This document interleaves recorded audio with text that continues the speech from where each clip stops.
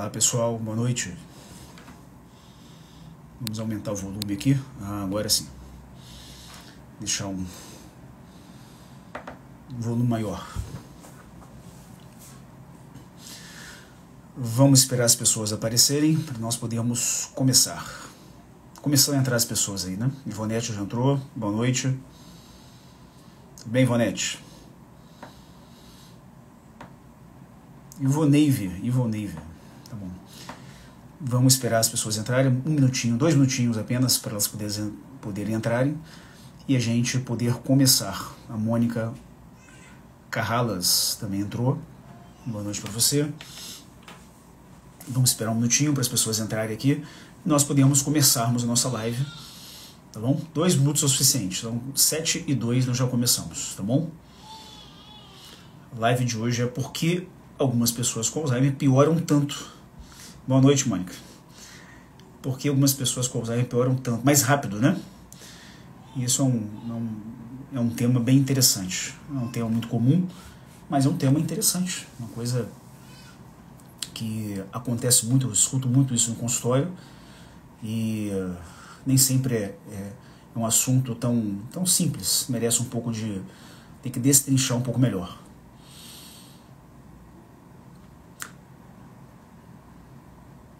Quem tiver dúvidas, vamos fazer o seguinte, eu estou testando uma outra forma de lives, para ver se fica um pouco melhor, fica menos cansativo para todos. Vocês podem deixar suas perguntas, não tem nenhum problema, e eu vou responder todas elas amanhã. Vou tentar fazer sempre uma live aos domingos e uma live segunda. A live domingo é a própria live, e a segunda-feira é a resposta a essas lives, dessas perguntas. Talvez seja melhor assim, fica menos cansativo para todos. Eu acho que é uma boa estratégia, certo? Ana para P Rezende entrou, M Par Rezende entrou também, boa noite. Então tá, vamos lá começar a nossa live. Eu sou Rafael, sou neurologista, estou falando de Vitória, aqui no Espírito Santo. Obrigado por estar aqui, por me ouvir. Se vocês estão aqui porque vocês querem aprender um pouquinho mais sobre doença de Alzheimer, como isso pode ajudar vocês nos desafios diários de cuidar de alguém com Alzheimer. Tá bom? Se vocês escutarem um choro, é da minha filha. Então, tudo bem. Vamos lá. Por que algumas pessoas com Alzheimer pioram rápido? Isso é uma pergunta que eu escuto muito. Meu pai era bem, tinha Alzheimer, mas ele estava bem até, sei lá, 1 ano atrás, e piorou muito nos 6 meses que aconteceu. E aí você vai pegar umas informações e aconteceram algumas coisas, certo? E nós vamos falar sobre isso. E as pessoas comparam muito, né, o seu familiar com o familiar das outras pessoas. Mas meu pai tá muito mal. Já o pai da minha amiga, tá benzão. E tem mais tempo do que ela, do que o meu pai. Meu pai é melhor fisicamente do que o pai da minha colega. Por que isso acontece? Então existem vários fatores que podem contribuir em tudo isso, tá bom? Então vamos falar um deles. A velocidade que a doença afeta, vai progredindo, depende de alguns fatores. A doença vai progredir, e isso é uma coisa que nós já sabemos. Agora, a velocidade de progressão depende de alguns fatores. E vamos falar de algum deles. Um deles, as características individuais da pessoa, certo? Ou seja, a própria genética. A genética é você nascer com aquilo. Em algum momento da sua vida, eu, por exemplo, você vê que eu tenho calvície, né? Então isso é genético. Eu nasci com essa calvície androgênica. Algumas pessoas vão usar óculos, igual eu. Tem pessoas que não têm barba. Então isso é de causa genética, não tem como reverter, certo? Então algumas pessoas vão apresentar algumas coisas na vida, assim como algum câncer, assim como uma diabetes na juventude. As pessoas não têm como se proteger contra isso. Aliás, tem algumas coisas que podem contribuir, mas a parte genética já está ali, não tem como lutar muito contra isso. Então, por exemplo, aquele ator, o Bruce Willis. O Bruce Willis ele foi diagnosticado com demência frontotemporal, que é um primo da doença de Alzheimer. Alguém me perguntou sobre isso há 2 lives atrás. E essa demência frontotemporal também é um quadro demencial, também deixa a pessoa esquecendo, também ela tem dificuldade para falar, para se comunicar. E o Bruce Willis é um ator, ele não é muito idoso, ele tinha, quando ele foi diagnosticado, com 65 anos, 64 anos. Então é uma pessoa que tem recursos financeiros para ele poder se tratar, fazer as coisas. Ele é uma pessoa que tem uma estrutura física adequada, então ele faz atividade física, ele é um cara, não era gordo nem magro, ele fazia atividade física, ele é um cara musculoso, fazia academia, então tem uma estrutura física, ok. Ele é uma pessoa que tem alto grau de ele é intelectualizado, então uma pessoa que precisava ler para interpretar os seus papéis, ele tinha que memorizar as suas frases, os seus diálogos, ele tinha que fazer alguns movimentos, era filme de ação, então ele tinha que coordenar aquilo, ele precisava da mente dele. Então mesmo uma pessoa com atividade física em dia, com recursos financeiros, com um grau intelectual elevado, mesmo assim ele pode apresentar uma doença de Alzheimer, pode apresentar um quadro demencial. Talvez, se ele não tivesse feito tudo isso, não fosse uma pessoa que cuidasse da sua saúde, que não estivesse sempre lendo, não estivesse fazendo outras coisas, de repente, ao invés de os 64 anos, fosse aos 58 anos. Então, mesmo com tudo que você vai fazer, que você faça, a parte genética ainda pode contribuir. Tem aquele outro jornalista, Maurício Kubrusky, trabalhava no Fantástico, acho, na Globo lá. Então, pessoa vivenciada, fazia tudo, viajar para vários lugares, e mesmo assim apresentou doença de Alzheimer. Mesmo com 65, 70 anos, ele fazia as viagens dele, falava bastante, interpretava, precisava entrevistar as pessoas, precisava editar textos, mesmo assim ele apresentou um quadro de Alzheimer, e vem piorando gradativamente, certo? Então a parte genética que interfere. Ele já apresentou com 70, ele tem, deixa eu ver aqui, na minha cola aqui, quantos anos ele tem agora? Ele teve aos 74 anos o diagnóstico de Alzheimer. Também uma demência frontotemporal. Então como assim a pessoa intelectualizada pode apresentar? Claro que sim. Eu, quando entrei na faculdade de medicina, lá em 2007, eu fui no Rio, como é que é o nome daquele local? Esqueci o nome do bairro. Um bairro nobre lá, esqueci o nome. Gávea. Uma clínica para idosos. Lá tinha um neurologista, inclusive. Um neurologista do hospital do FRJ. E ele tinha um quadro demencial. Então, uma pessoa que era um catedrático lá do FRJ, do Fundão, e ele mesmo assim estava internado lá por conta de doença de Alzheimer. Então, a parte genética interfere bastante. Aí você fala, pô, mas a parte genética interfere tanto assim? Olha, claro que sim. Quem teve Covid aí? Eu tive Covid. Eu tive Covid depois que eu tomei vacina. E eu tive só um pequeno resfriado, nariz ficou entupido, perdi o olfato, mas eu vi muita gente, na minha idade ou mais nova do que eu, morrer, mesmo estando bem medicada, mesmo estando numa instituição adequada, mesmo sendo mais jovem, recebendo todo o tratamento que você imaginar, essas pessoas morreram. Porque, mesmo vacinadas, porque a parte genética contribuiu um pouquinho, nem que seja um pouquinho, essa parte genética interferiu, certo? Outra coisa que interfere bastante é o início da doença. Quando a doença acontece um pouco mais tarde, a tendência é que ela vem um pouquinho mais leve. E quando acontece mais cedo, ela vem um pouco mais grave. Há cerca de 1 ou 2 lives atrás, uma moça me perguntou meu diagnóstico de Alzheimer 40 anos. Nossa, 40 anos. Essa pessoa certamente tem um quadro demencial, deve evoluir muito rápido, porque os 40 não é comum ter doença de Alzheimer em 40 anos. Tem 41 anos de idade. Então, assim, uma pessoa com 40 anos com Alzheimer, essa doença deve evoluir muito rápido. Então, a idade interfere. Quanto mais avançado, com menos intensidade, com menos gravidade, com menos força, vem o quadro demencial. Quanto mais jovem, maior a intensidade do doença de Alzheimer. Histórico de saúde interfere isso? Sem dúvida. Uma pessoa que é mais saudável, uma pessoa que tem atividade física, que não bebe, que não fuma, que não usa drogas, que se alimenta bem, ela tem menor chance de apresentar um quadro demencial. E muita gente pergunta para mim aqui, nossa, minha mãe nunca fumou, nunca bebeu, e mesmo assim tem um quadro demencial. Eu entendo, mas também tem um quadro genético.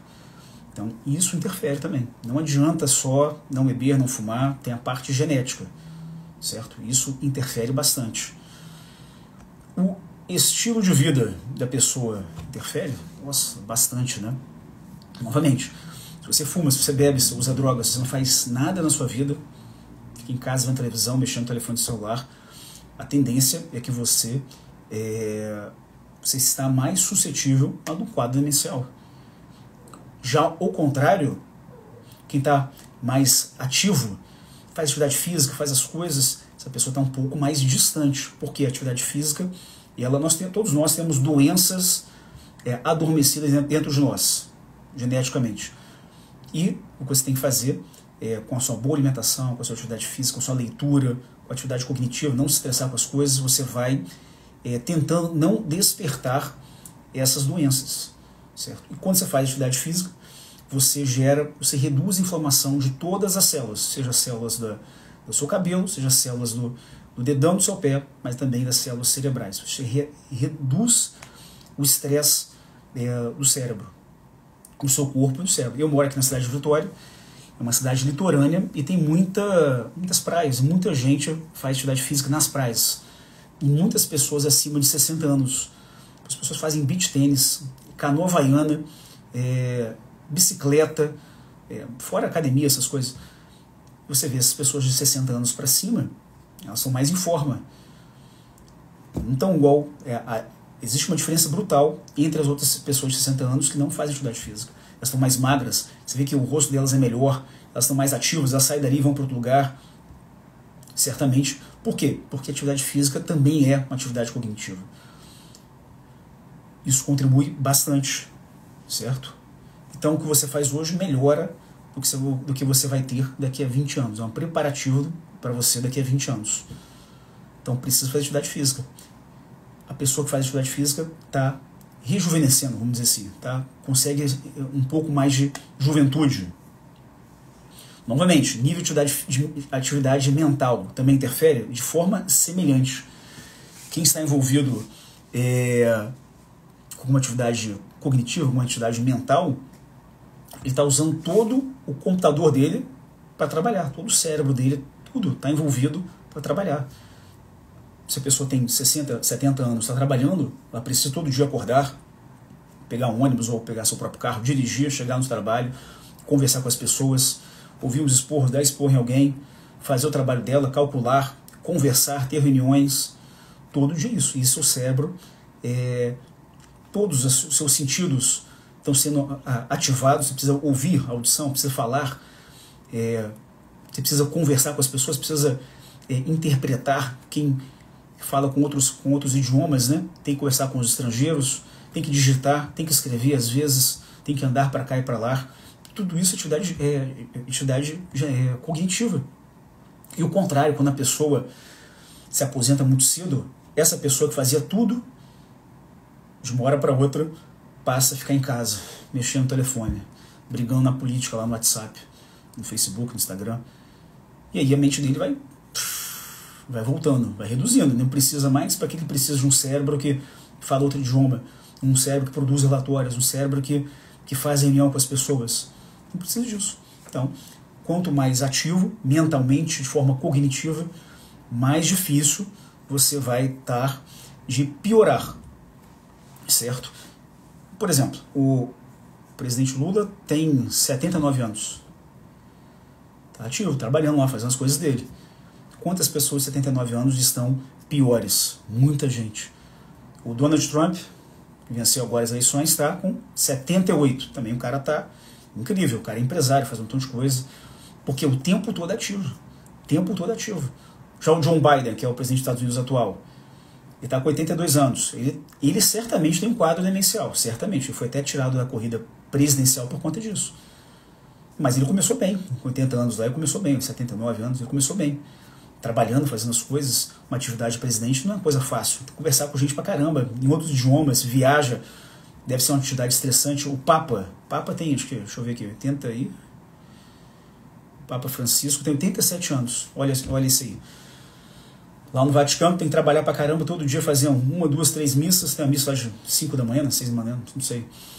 conversar, falar em 2, 3 idiomas, despachar um monte de documento, ler um montão de coisa, ele vai ter mais dificuldade em ter um quadro inicial do que outras pessoas. Certamente. Então tudo isso é um fator individual que vai interferir na pessoa que vai ter Alzheimer. Lembrando aquela expressão, né? Mente vazia, oficina do diabo, né? Então a pessoa para de fazer as coisas, aquilo. Ele tende a fazer o quê? Quando a pessoa se aposentou, vai, o que a gente vê na rua, o cara começa a beber, ir pro boteco, ir pro bar, marcar churrasco. Tudo isso vai atrapalhar a mente dele, não está usando mais aquilo. Então, ele está mais próximo de ter um declínio cognitivo do que uma estabilização, uma melhora. Certo? Outra coisa que contribui para a piora entre os pacientes de Alzheimer é por inadvertência, não ter nenhum estímulo. Então, a família cuida da pessoa e, sem ter conhecimento, sem saber disso, ou seja, é inconsciente, as pessoas deixam a pessoa lá com Alzheimer, uma poltrona, uma cama, vendo televisão, ela fica o dia inteiro lá vendo televisão, dá comida para ela não tem nenhum estímulo. Ela não vai melhorar a partir daí. Por quê? O que ela faz? O que o cérebro dela, que as células dela estão sendo desafiadas? Nada, está vendo televisão, que é a forma passiva, está comendo ali. Então, a não atividade nas pessoas com Alzheimer certamente vai contribuir para uma piora. E claro, quando não tem intervenção. Mesma coisa, né? A pessoa que não tem intervenção, que não tem estimulação, ela tende a piorar. Já as pessoas que têm alguma intervenção física, de atividade cognitiva, as pessoas ficam mais distantes. Não quer dizer que não aconteça, quer dizer que ficam um pouco mais distantes das pessoas que não têm intervenção. E nesse ponto, por exemplo, os idosos japoneses, eles chegam a uma idade mais avançada, acima de 80 anos, e eles têm muito contato com as crianças. E aí eles estimulam a interação entre as gerações, entre os idosos e as crianças. Então, o que acontece? Então, eles acabam cuidando das crianças. Uma pessoa que... a criança precisa de cuidados, é cuidada por uma pessoa que precisa ter contato, precisa ter interação com os outros. E ali você consegue ter um estímulo nessas pessoas. Além disso, os idosos japoneses, eles são o quê? Comem menor quantidade de carne vermelha, menor quantidade de carnes gordurosas, maior consumo de frutas e vegetais. Então eles são mais saudáveis. E aí isso contribui que eles cheguem em uma fase, uma idade avançada, com a sua capacidade cognitiva mais preservada. E além disso, todos eles são alfabetizados. Eles também conseguem ler, fazer as coisas, usar todos os seus eletrodomésticos, porque eles conseguem ler. Não é todo mundo no Brasil que consegue ler. Os idosos de hoje, de 80 anos, são alfabetizados não, tá? Então, o avanço e a piora da doença de Alzheimer não depende só da doença de Alzheimer. Não é só a gravidade da doença de Alzheimer. É também daquilo que a pessoa carregou consigo ao longo dos anos. Se ela sempre foi uma pessoa, já tem um quadro genético, interfere. Se é uma pessoa que não se cuidou, não fez atividade física, fumou, usou algum tipo de droga, não teve uma vida cognitiva, essa pessoa, existe uma tendência ela piorar mais do que a pessoa que faz o contrário, que se aposentou mais tarde, sempre estudando, sempre lendo, sempre fazendo alguma coisa. Não é só estudar não, pessoal, não é só ler livros, não é isso. O cara pode ser pintor, mas está trabalhando. Ele tem que ir lá pintar, ele tem que misturar as tintas, ele tem que calcular a área que ele vai usar, ele tem que comprar alguma coisa, material para ele poder usar. Tudo isso é atividade cognitiva. Não é só estudar, não é isso. É estar ativo, são coisas distintas. E é importante saber disso, é importante saber do que nós estamos falando agora, o que pode contribuir para a piora entre as pessoas com Alzheimer, você primeiro entender que isso acontece, e se você aplicar alguma coisa, você consegue desacelerar um pouco os sintomas, com estimulação cognitiva, com atividade física, uma rotina estruturada, que eu falo bem aqui. Você pode prevenir complicações. Se é uma pessoa que é mais fraca, vamos dizer assim, fisicamente, ela tende a piorar, você tem que fazer para essa pessoa que ela fique mais forte. Como assim mais forte? Fisicamente mais forte, fisicamente mais ativa. Ela vai ter maior dificuldade de sofrer uma queda. Quem sofre uma queda pode piorar, pode ter um quadro pior. Vou explicar isso daqui a pouco. você entendendo como funciona, certamente a qualidade de vida para a pessoa vai ser melhor. Para você também, sem dúvida. E menos sobrecarga emocional para todos vocês. Se você deixar só a pessoa, não, deixa como está. A coisa não vai... A doença de Alzheimer já é degenerativo, não adianta fazer nada. E aí vai piorar mais ainda. Se não tiver uma intervenção, essa pessoa certamente vai piorar frente à doença dela. E o que pode ser feito? O que podemos fazer para evitar uma piora acelerada da doença de Alzheimer? O que significa isso? O que nós podemos fazer para a pessoa permanecer mais tempo na fase que ela está e evitar a progressão para uma fase mais avançada? A primeira coisa é o tratamento adequado. A pessoa foi diagnosticada com doença de Alzheimer, ela precisa começar as medicações aprovadas para a doença de Alzheimer. Então é aquela, né? Nós já sabemos aqui, não vou ficar insistindo. Muita gente pergunta, pode fazer ginkgo biloba, canabidiol? Essas não são medicações aprovadas para tratar doença de Alzheimer. Você até pode usar, mas não são medicações aprovadas. O uso precoce das medicações pode melhorar os sintomas, a pessoa fica mais desperta, fica mais interativa e pode avançar mais devagar. Não quer dizer que não vai avançar, mas ela pode avançar um pouco mais devagar, porque ela está mais ativa. Um segundo ponto que você pode fazer para evitar uma piora é, claro, aprender tudo sobre a doença de Alzheimer. Se você aprende sobre a doença de Alzheimer, você consegue entender a pessoa sobre as fases, a fase inicial, a fase moderada, a fase avançada, quais são os desafios de cada fase, o que você precisa fazer em cada fase, o que você vai esperar que aconteça. Se você souber o que vai acontecer em cada fase, é mais fácil para você. Você já pode se antecipar. Então isso é uma coisa que é importante. Você pode agir de acordo. Os estímulos que são feitos para a fase inicial são um pouco diferentes do que faz para a fase intermediária e são bem mais diferentes do que a gente faz para a fase avançada da doença. E estímulos cognitivos, isso ajuda? Não, sem dúvida. Estimular de forma cognitiva a pessoa. E aí tem milhares de coisas que você pode fazer. Milhares de coisas. Depende da sua criatividade. Você pode... A leitura... mas ler é chato. Muita gente gosta de ler Bíblia. Muitas pessoas são envolvidas com religião. Então elas podem gostar disso aí.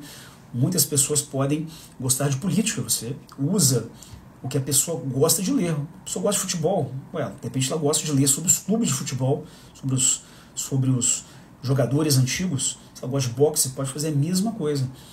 Se ela não consegue ler, ou se ela não quer ler, você pode colocar um audiobook. Está cheio aí na internet, de graça. E a pessoa pode escutar aquilo. Você pode estimular, você pode discutir isso com a pessoa. Certo? Isso é uma atividade, pode ser prazerosa para a pessoa, mas também pode ser ativa. Ela pode ler, se ela conseguir. Da mesma forma, filmes. Não precisa ser um filme atual, mas pode ser um filme mais antigo, 10, 15 anos atrás. Ela pode querer ver, você pode discutir sobre o filme com ela, assim como nós fazemos com os nossos amigos. A gente discute os filmes. O final desse filme foi legal, gostei daquilo. O final do outro filme foi ruim. Então, você pode falar sobre isso. Isso ajuda a pessoa a se lembrar, ajuda a pessoa a refletir.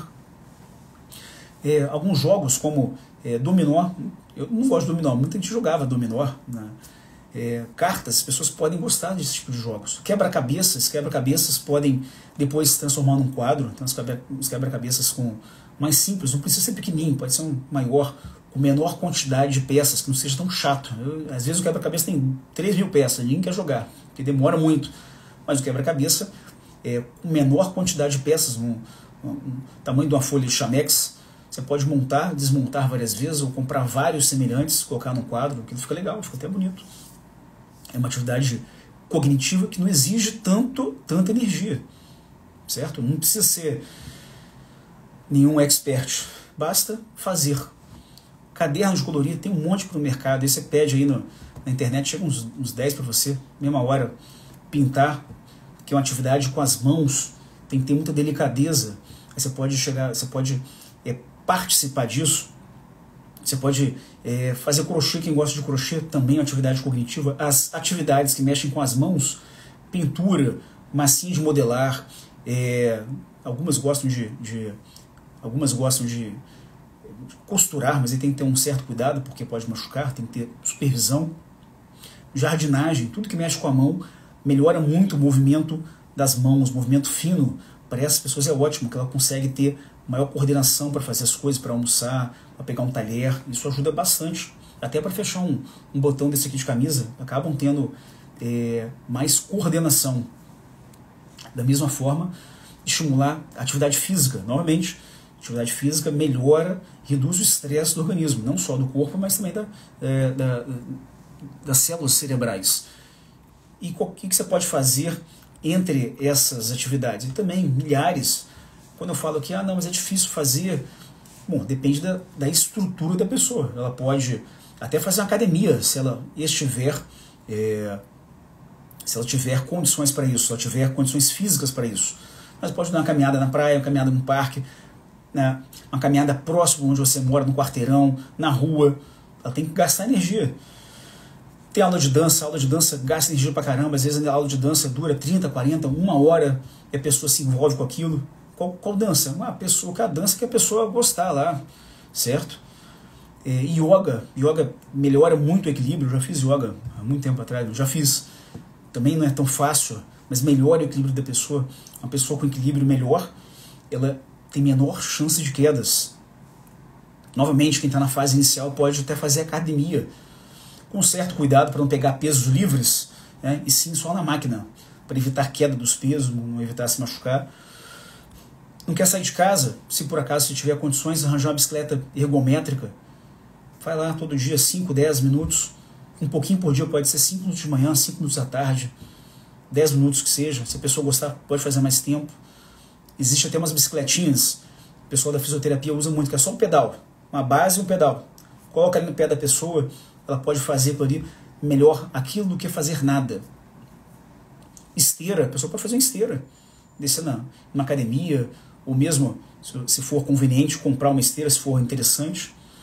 Então toda atividade física é uma atividade cognitiva. Para você caminhar mais rápido, para você correr, você tem que controlar a sua respiração, você tem que ver o chão na sua frente. Então toda atividade física é uma atividade cognitiva. E isso melhora a sua cognição. E claro, manter a interação com as pessoas, com amigos, com a família. Essa pessoa precisa interagir mais com as pessoas. Como geralmente elas gostam das crianças, dos netos, levar para interagir mais, estimular mais essas visitas. Gostam de animais de estimação, tem um cachorrinho, um gato, estimular maior interação com os animais, ou adquirir um animalzinho desse aí que pode contribuir muito. Eu não tenho animal, mas quem gosta de animal cria uma relação para sempre. Então isso é importante, estimular o lado emocional da pessoa. E outro ponto que ajuda bastante, que eu vou falar aqui, que é importante demais, é o cuidado geral com a saúde. Isso é uma coisa absurda, porque a pessoa precisa cuidar da sua saúde. Tirando o Alzheimer, nós já sabemos, mesmo a pessoa que trata certinho, às vezes ela piora bastante. Você vai ver por que piorou bastante. Igual a primeira pergunta aqui da live que eu coloquei. Doutor, meu pai piorou, sei lá, tem 1 ano. Meu pai piorou na pandemia. Por que piorou na pandemia? Porque na pandemia ninguém saía de casa, ninguém tinha interação com ninguém. As pessoas com Alzheimer ficavam na própria casa, naquela fase de 2020, 2021 ali, ficavam em casa, as pessoas, os filhos iam na casa dele, levavam tudo, as compras, sacolinha, tudo higienizado com álcool, eles saíam de casa, aí as pessoas, depois que iam embora, as pessoas iam lá, pegavam as compras, passavam álcool em tudo, foi horrível. Então as pessoas não tinham interação com ninguém, ficava só em casa, só o casal em casa, e aí baixa interação com as outras pessoas intensifica a piora cognitiva. Já as pessoas conviveram com mais gente, fomos para um sítio, ficamos lá a família inteira, e essas tiveram a piora menor. Pressão alta interfere nisso? Nossa, nem se fala. Pressão alta aumenta as chances de quê? A pessoa tem um infarto do coração, tem um derrame, um AVC, acidente vascular cerebral. Se a pessoa tem um AVC, acontece o quê? Destrói células cerebrais. E a pessoa vai ficar internada. Internar uma pessoa é bom? Nada, é péssimo. A diabetes destrói vasos sanguíneos do coração e também do cérebro. Isso vai gerar o quê? Inflamação no cérebro dela. Vai piorar o cérebro dela. Se piora o cérebro dela, ela vai ter uma piora do quadro do Alzheimer. Uma coisa que eu vejo direto nos hospitais. Doença renal crônica. Doença renal crônica é quando os rins da pessoa começam a falhar E aí, às vezes ela tem que entrar na hemodiálise, aquela máquina que vai filtrando o sangue dela 3 vezes na semana. Na verdade é dia sim, dia não. Dia sim, dia não. Ou, às vezes pula o fim de semana, às vezes não. E aí a pessoa vai ficar pior, vai ficar depressiva, piora. Se ela está depressiva, todo o cérebro dela está depressivo. Então ela fica pior, ela se sente mais prostrada, fica mais cansada. É cansativo sair de casa, ir lá na clínica e voltar, ficar 4 horas lá e voltar. Então tudo isso vai piorar. Tudo isso aumenta o risco de morte da pessoa e aumenta o risco da pessoa ficar internada. A pessoa com Alzheimer fica internada, é péssimo para ela. Ela fica internada, recebe um monte de injeção, seja na veia, seja na musculatura, na poupança. Aquela veia, o acesso nós chamamos, que é aquela a veia que pega na veia da pessoa, sai com uma certa frequência, ela se agita. À noite ela fica altamente agitada, e aí a família vem no dia seguinte e fala: meu pai está amarrado. Nós chamamos de contenção, nós profissionais de saúde chamamos de contenção. Meu pai está amarrado. Não está amarrado, está contido. Mas por quê? Porque à noite ele ficou super agitado. Super agitado. E aí precisou ficar contido para ele não ter risco de cair no chão e bater a cabeça, não ter risco de cair e bater o ombro e fraturar o ombro, e cair e fraturar o fêmur. Mas a família chega irritada. Uma certa razão, eles não entendem. Mas a gente tem que dar essas informações. E aí o médico que está lá no hospital não conhece a pessoa, mas ele foi acionado porque a pessoa está bem agitada. Vai lá, faz uma medicação na pessoa para ficar mais tranquila e não resolve adequadamente. Por quê? Porque a pessoa com Alzheimer ela fica mais agitada, a energia dela está muito elevada. Não é uma coisa que fazer um sedativo em mim ou em você.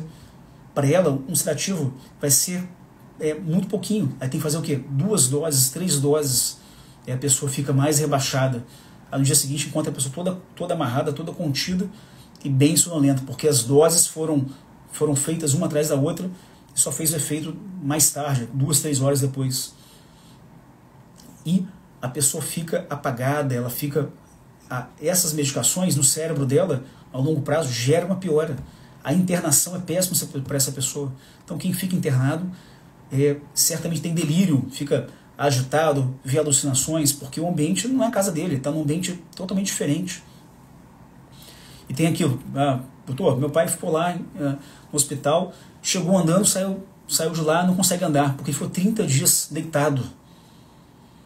Perdeu musculatura, não teve uma alimentação adequada. Não porque ele não teve uma alimentação adequada, porque não come igual em casa, tem outro ambiente.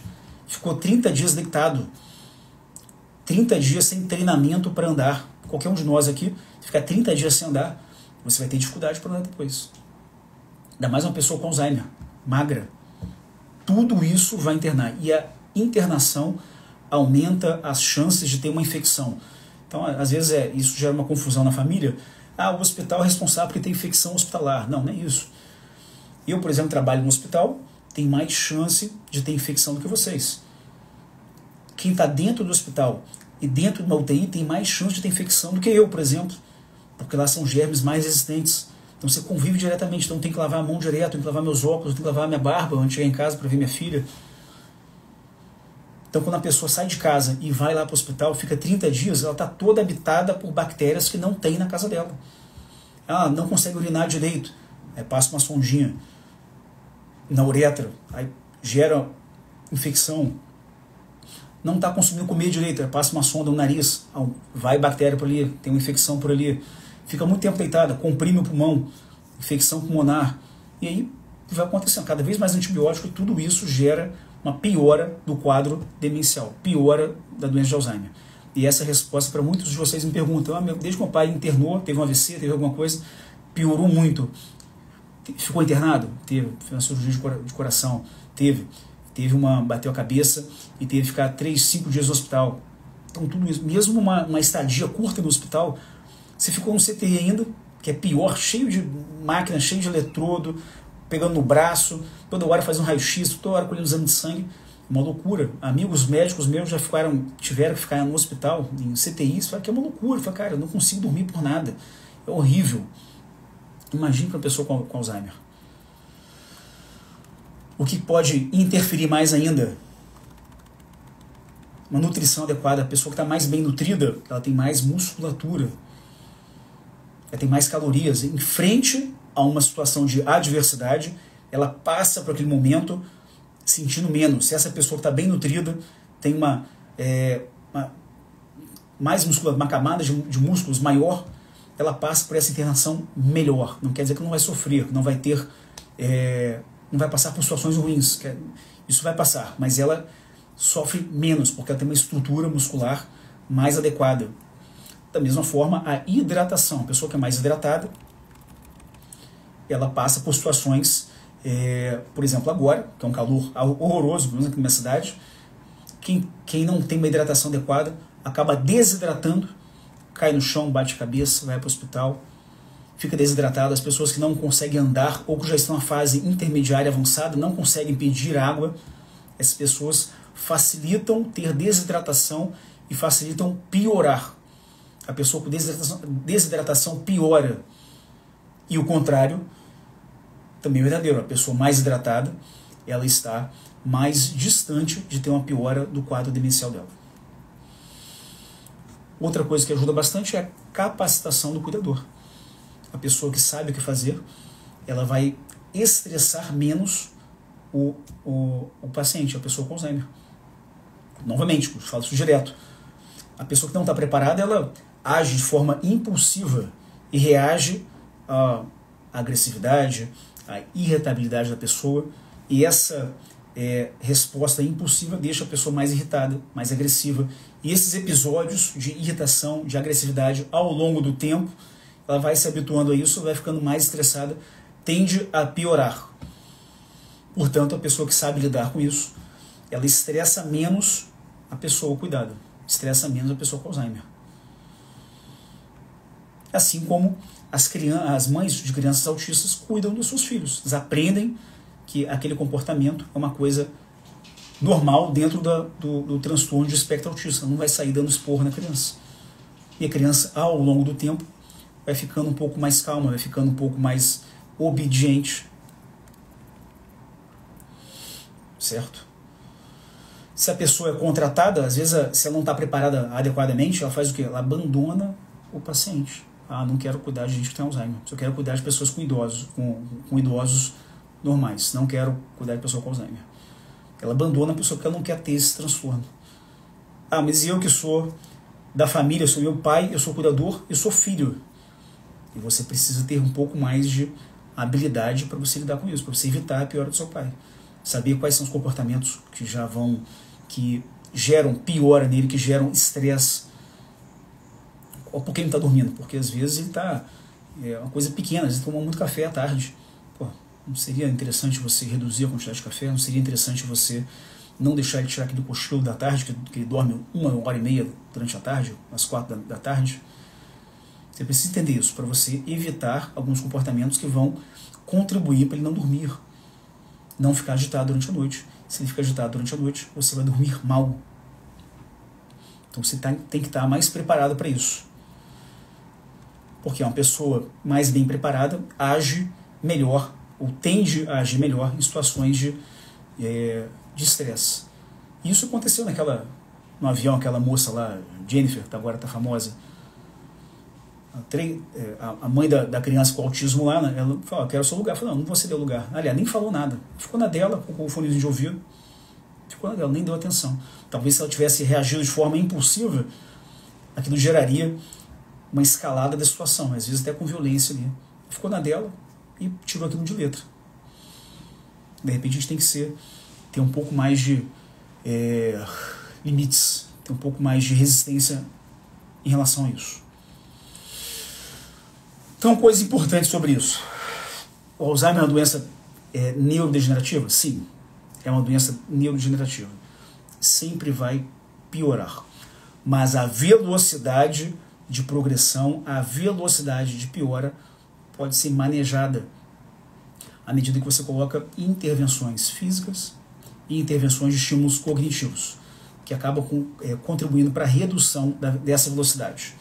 Então, com estimulação física cognitiva, você consegue fazer que o cérebro trabalhe, o resto do cérebro que não ficou doente, ele trabalha um pouco a mais. E trabalha mais para dar sustento, para tentar dar continuidade a todo esforço que a pessoa precisa. Às vezes não é o suficiente, mas ele tenta. E essa tentativa já ajuda a pessoa a ficar um pouquinho melhor.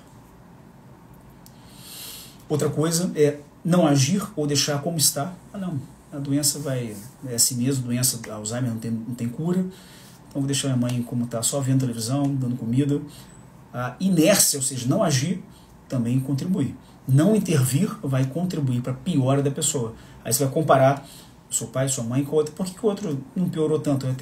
A outra pessoa até mais velha, porque a pessoa está fazendo na caminhada, ela faz uma aula, a família está sempre presente, levando ela para os aniversários, ela tem uma interação social intensa.